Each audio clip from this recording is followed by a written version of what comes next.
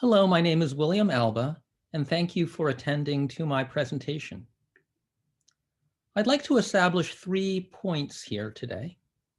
First, asking questions is absolutely core to who we are as human beings. Secondly, what we do as astrobiologists in terms of messaging extraterrestrial intelligence has been spare in the act of asking questions. And thirdly, I'd like to invite us to figure out what types of questions would we, should we, and could we ask of extraterrestrial intelligence. So if we were here together in a room instead of you listening to this Zoom recording, I'd like to ask, what is the most significant piece of pop culture that depicts astrobiology? As Herodotus said centuries ago, culture is king. Culture influences what our fellow human beings think about astrobiology, about our endeavor. And therefore, since we're going to communicate about our fellow human beings, it can only behooves us to ask, what kinds of culture are they taking in that helps them to form opinions about who we are and what this endeavor is?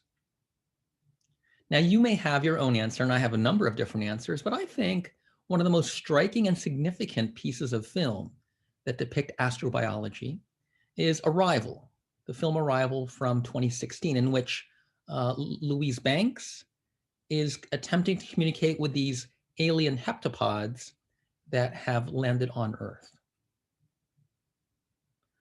Like any good film, Arrival is not only about the science fiction, but also about the human relations that are occurring between Louise Banks and Ian Donnelly, about how they are connecting with each other. And in doing so, they need to ask questions of each other. It's only a bore who meets someone for the first time or who goes into a party and starts talking only about themselves, declaring, "This is who I am," without having any kind of curiosity about the other. In the story of Your Life by Ted Chiang, that the film Arrival is based upon, the story actually leads with a question. It says, "Your father is about to ask me the question, and the question is, do you want to make a baby?" At the end of the story, the author, the narrator, returns to this question, do you want to make a baby? This is part of who we are. This is what human relations are. We ask questions of each other. We do this from childhood, right? Babies become children. Children ask questions. And sometimes those questions are institutionalized, are memorialized, are honored, as, for example, at a Passover Seder, where the asking of the 4 questions happens. Usually the youngest child asks the Ma Nishtana, and there are questions about why is this night different from other nights? So asking questions is important from our youth, and it's important for our transmission of our culture. It's also important for our transmission of our language. One of the languages that I'm learning is Spanish, and I have a number of books, including an English-Spanish phrase book. And here are some of the phrases. I've pulled out the questions from this phrase book, from the first 100 or so phrases. It turns out, if you count, right, that 37 of the first 108 phrases are questions. In other words, more than 1/3 of the initial phrases are questions. You might say, oh, well, that's particular to that text, but I think not. I really believe that if you were to look at the corpus, at the body of text of beginning language text for any language, you would encounter not just declarative statements, but also interrogatives. It's important when we are learning language to be able to know how to ask questions. Now, I want to say here, right, I am going to admit that my examples have been heteronormative, clearly, in Arrival with Louise and Ian, that they've been Abrahamistic, right? The Haggadah is from Abrahamistic religions. And it's also been weird in the sense of Western, educated, industrialized, rich, and democratic. The languages that I learn are largely Western languages. So while I've only given a few examples, I'm going to claim that question asking is actually universal to humans, and that in fact, in this first part of the talk, I'm only reminding you of that. I'm only asking you to recollect that which you already know, that question asking is absolutely important to becoming human and to being human.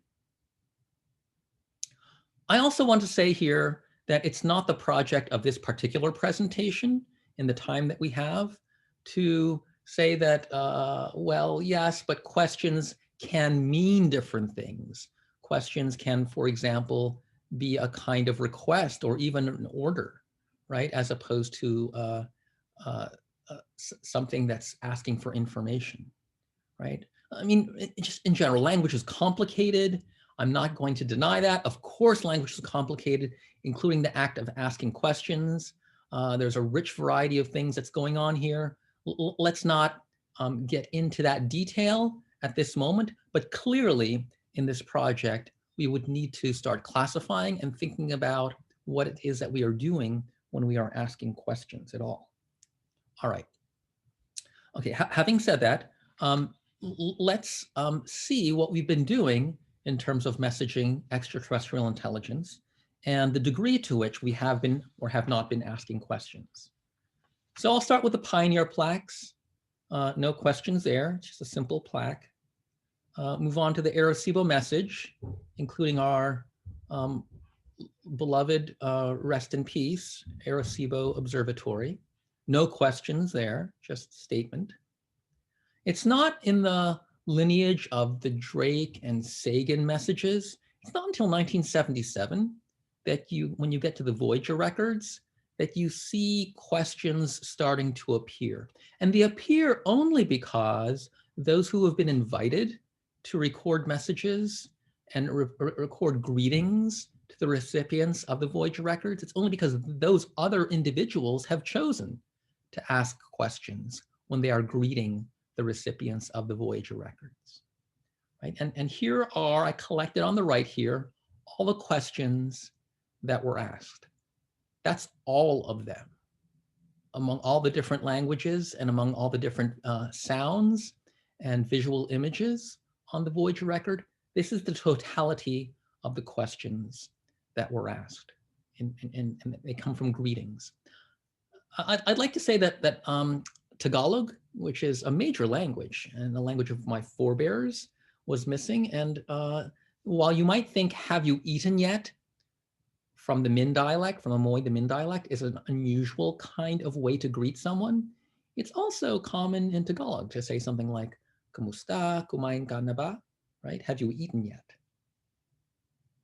I'd also like to point out that all of these languages are Asian languages, with the exception of Nyanja, which is an African language. So one of the things that we might need to be mindful about when we are doing our project of representing the world and humanity in our METI work and our SETI work is to make sure that we include other cultures and voices quite explicitly. Cultures that may have different ways of interacting and may emphasize something like asking questions more immediately than other cultures do. All right, a second set of examples. In Cosmic Call 1 and 2 from 1999 and 2003, there were also some questions that were asked in the last part of the message. And here I'm placing these on the right-hand side as well. Okay, good. So we've got Voyager records, there are questions there, and Cosmic Call, there are questions there. Let's move on to the next example. Oh, well, there aren't any. At least there aren't any that I'm aware of where we have some major, well-known message to extraterrestrial intelligence that involves questions. That's it. All right, look, we are perfectly capable of asking questions. When Freudenthal proposed Linkos in 1960, he said that quite early on in his project that we need to be able to ask questions. We need to have an interrogation mark. And also early on in Astroglossa, we had this suggestion, right, that one of the very first things that we need to do in our first example of a syntax is to be able to interrogate, is to be able to ask questions. And another theoretical project, right, Linkos of 2013, not close related to Freudenthal's Linkos, right, Ollengren's Linkos, also says that we need to ask questions, but actually differs from Freudenthal in the sense that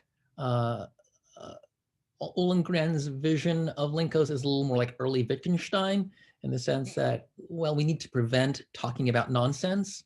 Whereas Freudenthal says, no, we should be able to, in our language, communicate as humans do, as fully as humans do, which might even include nonsense. All right. I guess what I'm saying here in the end is said best in a few seconds here by John Cleese's character of the scientist in the remake of The Day the Earth Stood Still. So he's encountering Keanu Reeves, who's an alien, and this is what he says upon recognizing that the character he's with is an alien.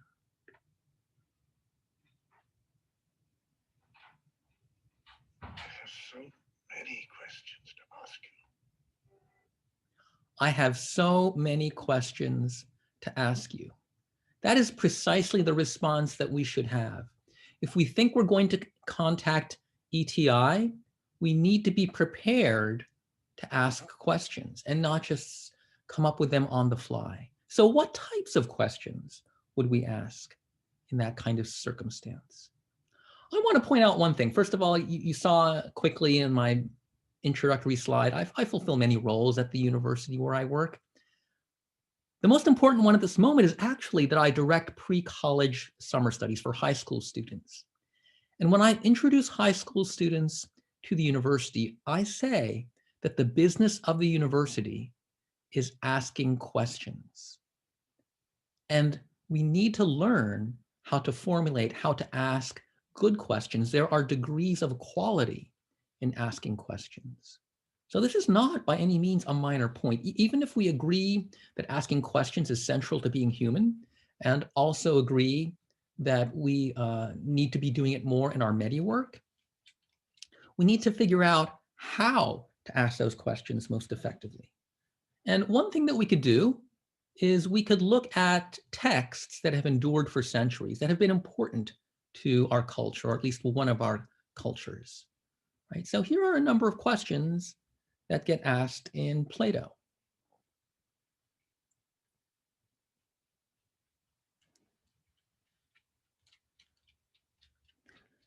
We could seek inspiration from enduring texts, but we could also remind ourselves that as an arrival, when we meet people and form relationships, as in the Pesach Seder, when we preserve culture, when we teach children, when we learn language, right? We are always asking questions, and we ought to pay attention to that. Asking questions in SETI is going to bring us many advantages. It's going to reflect more accurately who we are. It's going to define the frontiers of our current knowledge. It's going to indicate to the recipient what we are, in fact, curious about. And it's going to sharpen the reasons that we are communicating at all.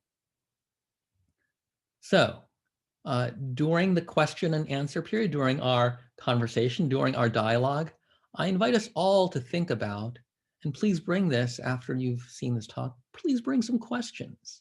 Suggest some questions that we might ask of extraterrestrial intelligence.